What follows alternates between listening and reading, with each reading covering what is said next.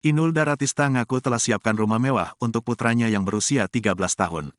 Inul Daratista merupakan pedangdut ternama tanah air. Sempat beredar kabar bahwa penghasilan Inul Daratista mencapai 17 miliar. Hal itu sempat dikonfirmasi Hesti Purwadinata kepada Inul Daratista. Amin, diaminin saja, ujar Inul tersenyum dikutip Kompas.com, Rabu, tanggal 14 April tahun 2021.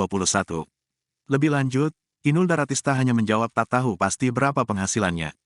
Memiliki penghasilan yang fantastis, Inul Daratista baru-baru ini mengungkapkan jika dirinya sudah membelikan rumah untuk putra sematawayangnya meski baru berusia 13 tahun. Inul Daratista pun memiliki alasan tersendiri. Dilansir dari laman tribunstyle.com, langkah itu diambil Inul Daratista agar ia tidak khawatir ke depannya. Saya udah siapin rumah buat anak saya, jadi saya sudah nggak khawatir, ujar Inul Daratista dilansir dari Instagram @bunstetik, Rabu tanggal 20 Juli tahun 2022. Alasan lebih dalam, sebenarnya Inul tak ingin jika Ivan nanti harus berebut tempat tinggal dengan siapapun. Oleh karena itu, ia pilih menyiapkan hal itu sedari dini, selagi dirinya masih ada. Karena saya berpikir, kalau seandainya saya tua kalau punya rumah biar nggak rebutan.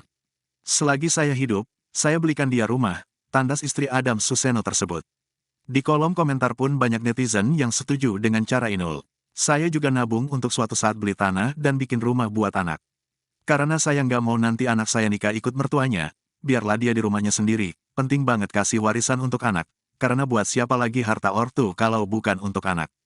Tapi perlu diingat sedini mungkin kita juga harus didik anak kita untuk kerja-kerja, harus tahu gimana susahnya cari uang seperak dua perak, jadi nggak berpangku tangan dengan warisan. Warisan istilahnya hanya jadi harta tambahan si anak selain dia menghasilkan uang dari kerjaan anak itu sendiri. Namun, banyak juga yang menyoroti, Ivan akan berebut dengan siapa? Pasalnya buah hati Inul itu tak memiliki saudara kandung. Anak satu-satunya mau rebutan sama siapa?